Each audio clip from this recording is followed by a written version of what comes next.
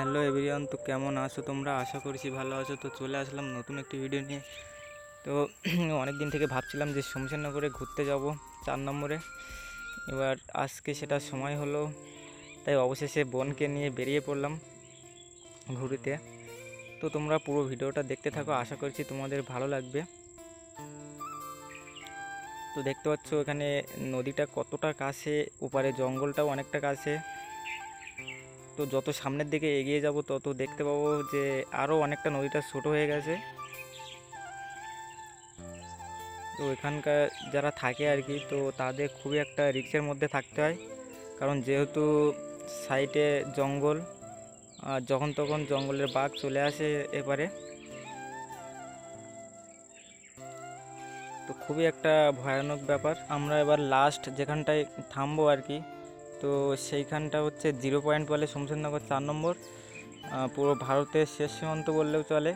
ওদিকে বাংলাদেশ বর্ডার, আর তার মাঝবর্তী কালিন্দী নদী, তো সেটা তোমরা পুরো ভিডিওতে দেখতে পাবে। আর এদিকে দেখছি এক দাদা জাল কেটে কাঠ বের করছে। তো তোমরা দেখতে পাচ্ছ জাল কতটা কেটেছে। এভাবে এরা ঠিক না এই কাজটা অবশ্য, কারণ নিজেদেরও একটা ভয়ের ব্যাপার আছে। তো যেহেতু জালটা কাটা উচিত নয়, কিন্তু জালটা দেখতে পাচ্ছ তোমরা বাঁধেও নি, ওইভাবে রেখে দিয়েছে। তো এখানকার মানুষ এভাবেই জীবিকা অর্জন করে, মাছ কাঁকড়া ধরে, আর জঙ্গলের কাঠ, মোম, মধু বিক্রি করে ইত্যাদি।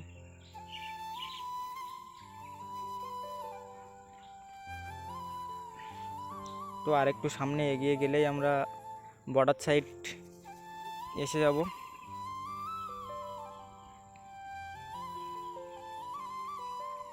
তো এই সাইডে আবার নদীটা বড় হয়ে গেছে, কারণ কালিন্দির থেকে একটা ডাল এদিকে চলে যাচ্ছে।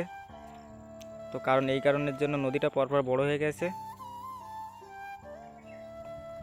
আগে এইখানটা পাখিরালা বলতো, তো এখন অনেক দিন, এই 2-3 বছর মতো পাখি আর বসে না এখানে। পাখিরালা নামটা তোমরা তো অনেকেই শুনেছো মনে হচ্ছে।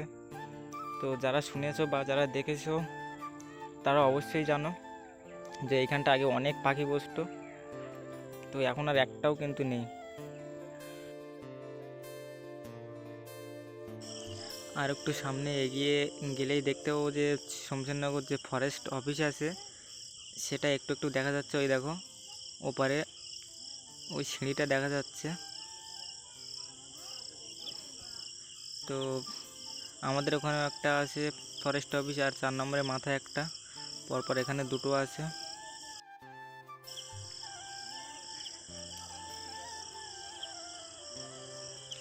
সামনে ওই যে একটা ট্রলার মতো দেখতে পাচ্ছ নদীতে, তো ওটা বাংলাদেশি ট্রলার। আমাদের ইন্ডিয়ার পারে ওরা চোরাইভাবে মাছ ধরতে এসেছিলো, তো আমাদের এখানে বিএসএফ ভাইরা আছে, ওরা ধরেছে। দেখো পাশাপাশি দুটো আছে, এই একটা দেখা যাচ্ছে, আর ও সাইড একটা বেশ বড় সাইজের এগুলো ট্রলারগুলো। তো ওতে অনেক জাল সহ অনেক ড্রাম, জাল, সব কিছু আছে ওর ভিতরে। তো আমাদের বিএসএফ ভাইরা ওগুলো ধরে রেখেছে এখান থেকে 4-5 মাস আগে। তো এই একটা দেখতে পাচ্ছ, এই দুটো কিন্তু একই সাইজের, পুরো একদম বাংলাদেশি মডেল। তো আমরা শেষ প্রান্তে একেবারে এসে গেছি অলরেডি। আর এই সাইডে দেখতে পাচ্ছ যে কৃত্রিমভাবে যে মৌমাছি পালন করা হয় সেই বাক্স, তো আমাদের বাড়িতেও এসেছে। এদিকে বেশিরভাগটা এই দিকটাই বসে আর কি।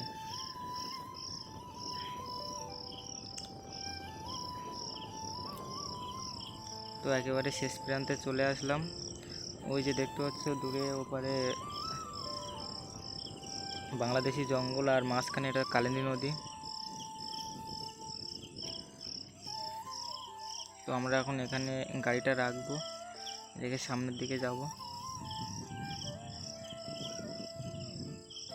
কারণ এর ও সাইডে গেলে একটু সমস্যা আছে, বিএসএফ থাকে আর কি।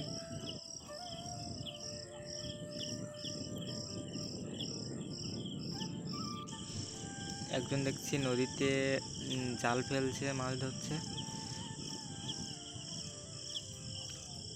আর ওপারে দেখতে হচ্ছে একটু একটু নৌকা দেখা যাচ্ছে, বাংলাদেশি পার ওটা। বাংলাদেশের লোকজন সব মাছ ধরছে নৌকায় করে। তো ওরা এই কালিন্দী নদীর হাফ বরাবর মানে মিডল বরাবর আর কি ওরা আসতে পারবে, আর এ সাইড আসতে পারবে না। আর আমাদের ইন্ডিয়ানরা মাঝ বরাবর যেতে পারবে, তার ওই সাইডে যেতে পারবে না। নদীটা বেশ ভালোই চওড়া, প্রায় আমাদের রায়মঙ্গল নদীর মতো। তো এখানে অনেকেই এখান থেকে চোরাইভাবে যায় আর কি, এই নদী সাঁতার কেটে চলে যায় চোরাইভাবে অনেকে। তো এই জন্যে বিএসএফ ভাইরা আসে এখানে, সবসময় পাহারা দেয়।